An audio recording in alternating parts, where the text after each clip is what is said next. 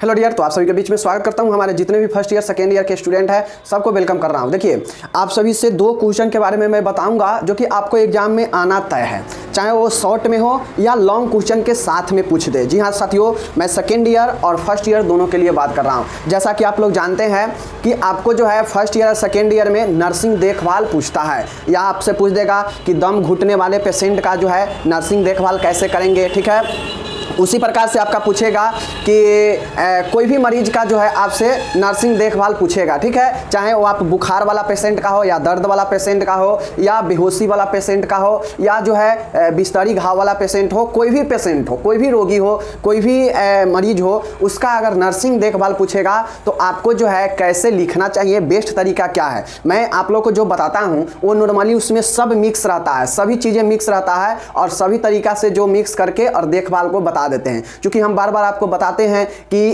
इसको लिखने से जो है पेज भरेगा, पेज फुल होगा और अच्छा तरीका है लिखने का, जिससे आपको जो है एग्जाम में अच्छा मार्क्स मिलेगा। अगर डायरेक्ट नर्सिंग देखभाल में 10 पॉइंट लिख देते हैं तो उतना इफेक्टिव नहीं होगा जितना इफेक्टिव आप जो है सिस्टमेटिक तरीका से लिखेंगे। ठीक है, दूसरा चीज़ ये आपको जो है एग्जाम में पूछेगा कि नर्सिंग देखभाल बताइए सर्जरी वाले पेशेंट का, सर्जिकल पेशेंट का जो है नर्सिंग देखभाल कैसे करेंगे। तो देखिए, जो सर्जरी वाला पेशेंट होता है उसको 3 स्टेप में नर्सिंग देखभाल होता है। एक होता है सर्जरी से पहले पेशेंट को कैसे तैयार करते हैं सर्जरी के लिए, तो वो सर्जरी से पहले होता है, प्री ऑपरेटिव होता है, प्री ऑपरेटिव नर्सिंग केयर।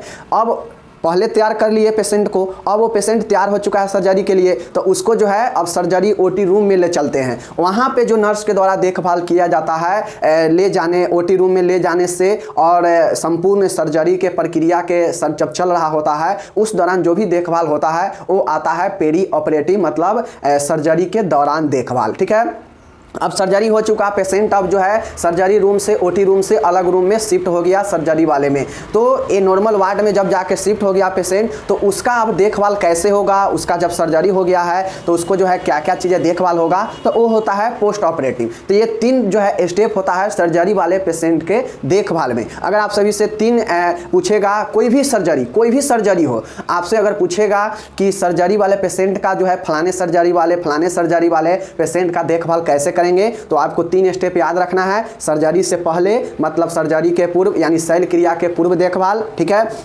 शैल क्रिया के दौरान देखभाल मतलब सर्जरी के दौरान देखभाल, और शैल क्रिया यानी सर्जरी के बाद देखभाल। और इन तीनों स्टेप में जो है 7 point, 8 point, 10 point, 12 point, 15 point, जितना आपके दिमाग में आता है वो सब तीनों पॉइंट में आपके जो है तीनों के अंदर लिखना पड़ेगा और आपको जो है 5 या 10 नंबर में जो है पूछा जाएगा क्वेश्चन। ठीक है, चलिए, तो ये तो सर्जरी वाला पेशेंट के था जो कि मैंने यहाँ पे लिखा भी हूँ, तो आप सभी को बताने का कोशिश भी करता हूँ। अब चलिए हम देखते हैं कि नॉर्मली अगर किसी भी बीमारी के लिए जो है नर्सिंग केयर पूछ ले, नर्सिंग देखभाल पूछ ले कि नर्सिंग देखभाल योजना बनाइए, नर्सिंग देखभाल जो है आप कैसे करेंगे किसी भी पेशेंट को, मतलब किसी भी समस्या में, किसी भी बीमारी में नर्सिंग देखभाल पूछेगा तो आपको क्या क्या चीज़ें ध्यान में रखना है। जैसे मैं एग्जाम्पल के तौर पर यहाँ पर लिया हूँ, वो है आपका बेहोशी वाले अनकॉन्शियस वाले पेशेंट का नर्सिंग केयर। तो देखिए, नर्सिंग केयर ऑफ अनकॉन्शियस, जो पेशेंट बेहोश है, अनकॉन्शियस है, उसका नर्सिंग देखभाल में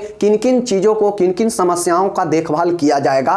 तो ये सबसे पहले देखिए, कोई भी आपसे जो है किसी भी बीमारी का अगर आपसे देखभाल पूछे नर्सिंग देखभाल, तो आपको माइंड में ये चीज़ें दिमाग में आना चाहिए कि अगर हमसे जो भी बीमारी का पूछ रहा है, जिस भी बीमारी में पूछ रहा हो, उस बीमारी में पेशेंट को क्या क्या समस्या हो सकता है, क्या क्या समस्या हो सकता है। अब उन समस्याओं को जो है आपको दूर करना है, उसका ही तो देखभाल करना है। जैसे एग्जांपल के तौर पर समझिए, एक बेहोशी पेशेंट है, तो बेहोशी पेशेंट का क्या क्या प्रॉब्लम समस्या हो सकता है और उसका देखभाल किया जाएगा। जैसे देखिए, कोई बेहोशी पेशेंट है, उसका क्या क्या होगा, श्वसन मार्ग का समस्या होगा। मतलब कोई पेशेंट बेहोश कब होता है, जब उसका श्वसन मार्ग बाधित हो जाता है, सांस लेने में उसको कठिनाई आ जाता है, बेहोशी छा जाता है, तो उसको श्वास जो है अच्छा से नहीं चल पाता है। तो इस श्वसन मार्ग को सही करने के लिए, श्वसन समस्या को सही करने के लिए क्या क्या करेंगे, तो ये आपका श्वसन मार्ग से संबंधित समस्या में लिखेंगे। इसको दूर भगाने के लिए देखभाल कैसे करेंगे, तो यहाँ पे इसमें जितना पॉइंट होगा लिखेंगे। फिर अगला जो है हम लोग पॉइंट देंगे, लिखेंगे हृदय संबंधी समस्या। अब एक जो अनकॉन्शियस पेशेंट होगा उसका हार्ट जो है सही से काम कर रहा है या नहीं कर रहा है, यानी उसका जो है हार्ट काम कर रहा है, ब्लड पंप कर रहा है कि नहीं कर रहा है, तो ये हृदय से संबंधित उसका जो समस्या होगा उसको भी देखेंगे। क्योंकि जो बेहोशी पेशेंट होता है वो उसके अपने शरीर से कंट्रोल तो हट जाता है, वो अपने चीज़ों को देख नहीं पाएगा। तो एज ए नर्स जो है हम लोग इसको जो है श्वसन मार्ग का देखभाल करते हैं, श्वसन मार्ग को जो है अच्छा करते हैं ताकि वो श्वास उसको मिल सके, एयर कंडीशन ले सके। ठीक है। दूसरा हृदय संबंधी समस्या। अगर उसको हृदय संबंधित कोई ऐसा समस्या लगता हो जिसके कारण उसका ब्लड पंप नहीं हो रहा हो, तो हृदय को जो है सुचारू रूप से काम करने के लिए जो है हम लोग उसको यहाँ पे देखभाल करेंगे। ठीक है। पोषण से संबंधित समस्या। अब जो भी पेशेंट अनकॉन्शियस है, बेहोशी है, वो तो जो है पोषण अपने से दाना पानी खा नहीं पाएगा, और नहीं खा पाएगा तो उसको पोषण बनाना बहुत ज़रूरी है। अगर पोषण नहीं बनाएंगे तो पोषण का बेहोशी तो है ही, अगर पोषण वो जो है छोड़ देगा, खाना पाना छोड़ देगा, अगर उसके शरीर में तरल कम जाएगा तो ऐसे भी उसका जो है मृत्यु हो जाएगा। तो इसलिए पोषण के देखभाल में भले वो रोटी भात चावल ये सब ना खाए, लेकिन जो है वो लिक्विड फॉर्म में उसको पोषण देंगे, लिक्विड पदार्थ है फ्लूइड देंगे जिससे उसके शरीर में एनर्जी बना रहे। तो ये पोषण के संबंधी देखभाल होगा। ठीक है। नेक्स्ट है उत्सर्जन संबंधी देखभाल। अब जो एक अनकॉन्शियस पेशेंट है, बेहोशी पेशेंट है, उसका तो अपने शरीर पर कोई कंट्रोल है नहीं, तो उसका जो उत्सर्जी जो अंग है वो सही से काम कर रहा है या नहीं कर रहा है, जैसे मूत्र पर संयम है या नहीं, उसका बाथरूम जो है वो संयम है या नहीं है। मतलब बेहोशी पेशेंट का देखते हैं ना कि उसका जो है मूत्र पर से संयम हट जाता है, उसका जो है मल मूत्र त्याग करने में जो है उस पर कोई कंट्रोल नहीं रहता है, जब मन उसके जो है मल मूत्र निकलते रहता है। तो इसको देखभाल भी करना जरूरी है, नहीं तो इन्फेक्शन हो जाएगा मल मूत्र अगर ऐसे ही छोड़ दिया जाएगा। तो इसका उत्सर्जन संबंधी जो भी समस्या है उसका देखभाल किया जाएगा। त्वचा संबंधी देखभाल है। अब एक अनकॉन्शियस पेशेंट है तो उसका स्किन जो है हो सकता है बहुत सारे क्रिया के कारण जो है, बहुत सारे वातावरण के कारण उसका स्किन जो है इन्फेक्टेड हो सकता है, क्योंकि वह बेहोशी मरीज है, उसके ऊपर कंट्रोल अपने आप पर है नहीं, तो वह अपने स्किन को, त्वचा को देखभाल करेगा नहीं। तो ऐसे में जो है हो सकता है उसके स्किन पर बाहरी वातावरण से इन्फेक्शन फैलने का डर हो सकता है। तो त्वचा का भी देखभाल करेंगे, और साथ ही अन्य देखभाल में और जो भी जरूरी चीज़ें होगा जो इस समय नहीं लिखे रहेंगे वो अन्य देखभाल में लिखते हैं। तो ये तो एग्जाम्पल के तौर पर हमने बता दिया कि अनकॉन्शियस वाले पेशेंट का क्या क्या समस्या हो सकता है। तो श्वसन से संबंधित समस्या होगा, हृदय से संबंधित समस्या हो सकता है, पोषण से संबंधित समस्या हो सकता है, उत्सर्जन से संबंधित समस्या हो सकता है, त्वचा से संबंधित समस्या हो सकता है। तो ये सब जो समस्या होगा तो इसमें इसी समय जो है इन सब समस्या को कैसे देखभाल आप लोग करेंगे, सभी समस्या को 2-2 4-4 लाइनें जो है इसके अंदर में लिखते जाएंगे। समझ गए। अब इसका हमको बताने का मेन पर्पज क्यों है, क्योंकि सेकेंड ईयर हो या फर्स्ट ईयर हो, आपका एग्जाम में जो है नर्सिंग देखभाल पूछता है किसी भी बीमारी के ऊपर, चाहे वो आप बुजुर्ग आदमी, बूढ़ा आदमी का देखभाल हो, या बाल का देखभाल हो, या आपका त्वचा का देखभाल हो, या बुखार वाले पेशेंट का देखभाल हो, या बेहोशी मरीज का देखभाल हो, या श्वसन कष्ट से पीड़ित मरीजों का देखभाल हो, सांप काटने का देखभाल हो, डूबने का देखभाल हो। तो इन तमाम चीज़ें जो है आपसे एग्जाम में पूछा जाएगा। और दूसरा जो पूछा जाएगा वो सर्जरी वाले पेशेंट का देखभाल पूछेगा। तो सर्जरी वाले में तो मैं बता चुका हूं कि प्री होगा, पहले होगा, दौरान होगा, पेरी होगा और सर्जरी के बाद, ये 3 तरीका से देखभाल होगा। और उस देखभाल में जो है हम लोग जानते हैं कि क्या क्या लिखना है, कि सारी चीज़ें जो है हमको लिखना रहता है। तो ये 3 चीज़ें हैं, और मैटर हम सब वीडियो में बताते हैं। मैटर जहाँ जहाँ नर्सिंग देखभाल का आता है वहाँ मैं बताता हूँ कि कैसे कैसे नर्सिंग देखभाल किया जाता है। बाकी जो कॉमन चीज़ें था मैं यहाँ पे आप लोग को बता दिया हूँ कि आप लोग जो है इसको ध्यान में रखिएगा। देखिए ये तो मैंने बताया अनकॉन्शियस वाले के लिए, चलिए मानते हैं यहाँ पर आपसे पूछ देगा कि टीबी वाले पेशेंट का नर्सिंग देखभाल कैसे करेंगे। होता है ना, आपसे पूछ देगा कि टीबी वाले पेशेंट का देखभाल करेंगे। अब आप समझिए कि टीबी वाला जो टीबी से ग्रसित पेशेंट होगा उसको कौन कौन सा समस्या हो सकता है। तो देखिए टीबी वाला जो होगा उसको भी श्वसन से संबंधित समस्या होगा, तो ये श्वसन मार्ग से संबंधित समस्या होगा, तो ये तो होगा ही होगा। इसके अंदर में पॉइंट लिखेंगे। जो टीबी वाला पेशेंट होता है उसको भी पोषण जो है बहुत ही अच्छा चाहिए। अगर पोषण नहीं देंगे उसका शरीर कमज़ोर हो जाएगा, क्योंकि उसका जो है टीबी के कारण जो है उसका लंग्स खराब हो रहा है, इन्फेक्शन हो है। तो ऐसे में जो है उसको क्या हो जाएगा, और ज़्यादा प्रॉब्लम हो जाएगा। तो उसको जो है संक्रमण से रक्षा करने के लिए तो यहाँ पे पॉइंट बढ़ जाएगा, एक संक्रमण से बचाव के लिए देखभाल करेंगे। ठीक है। पोषण से संबंधित देखभाल करेंगे, स्वच्छता से संबंधित देखभाल करेंगे, ठीक है, ऑक्सीजन का देखभाल करेंगे, क्योंकि जो टीबी वाला पेशेंट होता है उसको बहुत ज़्यादा खांसी होता है, दम फूलने लगता है, तो ऐसे में जो है उसको क्या हो जाएगा कि उसका जो श्वसन मार्ग है उसको तो देखभाल करेंगे ही, बाकी जो है उसको अदर देखभाल भी करेंगे। अदर देखभाल में खांसी वगैरह हो, कोई संक्रमण वगैरह हो, तो ये सब चीज़ों का जो हम लोग देखभाल करेंगे। तो ये सब जो चीज़ें हैं अलग अलग पॉइंट का हम लोग देखभाल करते हैं। तो आपको समझना पड़ेगा कि कौन से बीमारी में जो है कितने कौन कौन से चीज़ें जो है हो सकता है समस्या, और उसी समस्या को जो है पॉइंट बाय पॉइंट में लिख कर जो है हम लोग उसके अंदर में 5 लाइनें हो, 6 लाइनें हो, 2 लाइनें, 3 लाइनें, जितना हो हम लोग जो है इसके अंदर में लिखेंगे। और यही बेस्ट तरीका है नर्सिंग देखभाल बताने का। सीधा 10 पॉइंट लिख देंगे तो उससे जो है कुछ नहीं होने वाला है। उससे जो है आपका अगर 5 नंबर के क्वेश्चन होगा तो आपका जो है 2 नंबर मिलेगा, 3 नंबर मिलेगा, ठीक है। और ऐसे अगर स्टेप बांट के लिखेंगे तो जो है आपको पूरा के पूरा नंबर मिलेगा, 5 में 4 नंबर मिल जाएगा, ठीक है।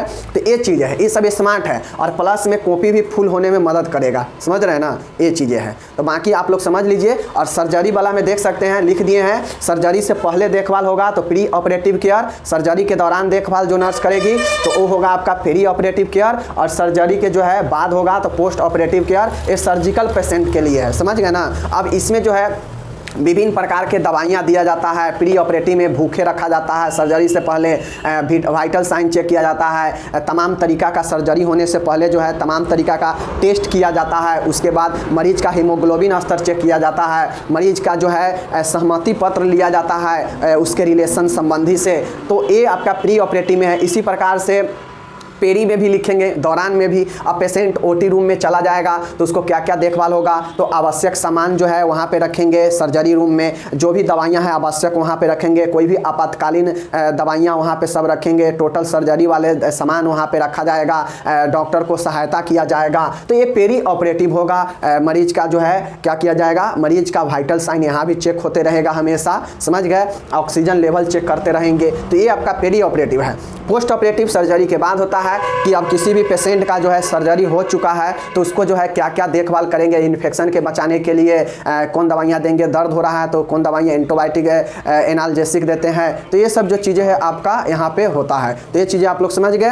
तो तमाम तरीक़ा के जो चीज़ें हैं उससे घाव हो सकता है, या सर्जरी वाले जो जगह है वहाँ से रिसाव हो सकता है पस मवाद का, तो उसको जो है साफ ड्रेसिंग वगैरह करेंगे। तो ये सब जो है पोस्ट ऑपरेटिव में होगा। तो ये तीनों पॉइंट समझ गए। चलिए, एक सर्जरी वाला पेशेंट था।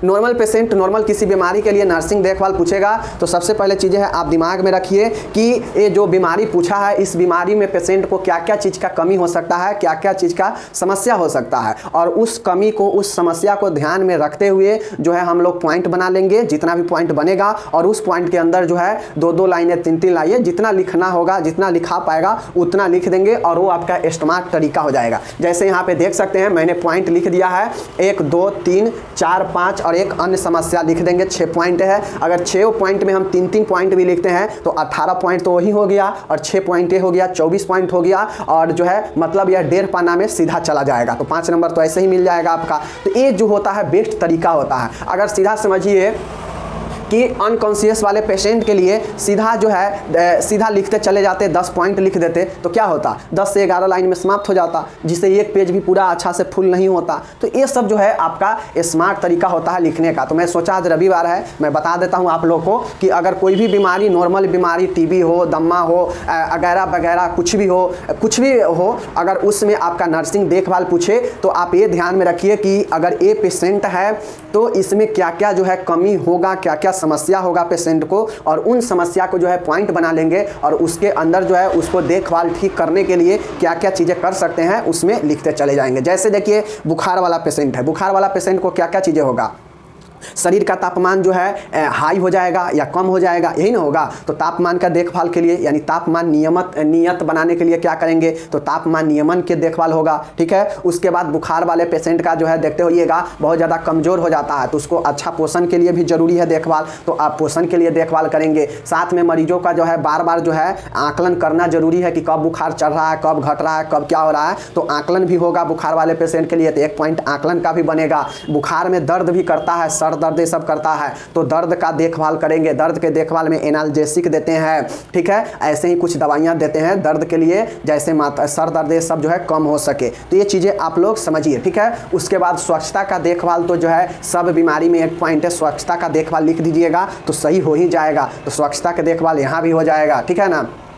तो उसी प्रकार से जो है तमाम तरीका का जो है चीज़ें लिख देंगे। अगर बूढ़ा के देखभाल पूछेगा कि एल्डर पेशेंट का कैसे केयर करेंगे, तो आप लोग समझिए जो बूढ़ा व्यक्ति होता है उसमें क्या क्या समस्या हो सकता है। तो बूढ़ा व्यक्ति के देखते होइएगा कि बहुत ज़्यादा दम फूलने लगता है, सांस चढ़ने लगता है। जब बूढ़ा व्यक्ति हो जाता है तो उसका श्वसन का देखभाल होगा। बूढ़ा व्यक्ति का पोषण का देखभाल बहुत ज़रूरी है, क्योंकि ज़्यादा मिर्च मसाला जो है खिलाने लगेंगे तो दिक्कत हो जाएगा। तो पोषण का देखभाल होना चाहिए, पौष्टिक आहार देना चाहिए, ठीक है। तो पोषण का देखभाल होगा। जो बूढ़ा व्यक्ति होता है उसका स्किन जो है झुर्रीदार हो जाता है, बहुत ज़्यादा ड्राई हो जाता है, सेंसिटिव हो जाता है, तो स्किन का देखभाल होगा। बूढ़ा व्यक्ति का स्वच्छता का देखभाल बहुत ज़रूरी है, क्योंकि बूढ़ा व्यक्ति अगर खुद से नहीं कर पाएगा तो उसको स्वच्छता का भी देखभाल करना चाहिए। तो स्वच्छता का देखभाल होगा। जो बूढ़े व्यक्ति होंगे उनका जो है अपना सही से काम नहीं कर पाएंगे, उनका जो भी उत्सर्जी अंग है सही से नहीं काम कर पाएगा, जैसे मूत्र हो गया, मल हो गया, ये सब पर कंट्रोल नहीं रहेगा। तो जो है इसका देखभाल करेंगे, उत्सर्जी अंग का देखभाल करेंगे। तो ये सब जो है आपका देखभाल होता है पेशेंट के लिए। तो इस प्रकार से जो है आपको पॉइंट बाय पॉइंट बनाकर और उसके अंदर 2-2, 3-3 लाइनें जो है लिखना पड़ेगा। बाकी हम सबका एग्जाम्पल देख चुके हैं, आप लोग समझ गए होंगे। मिलते हैं अगले वीडियो में। धन्यवाद, टेक केयर, बाय बाय।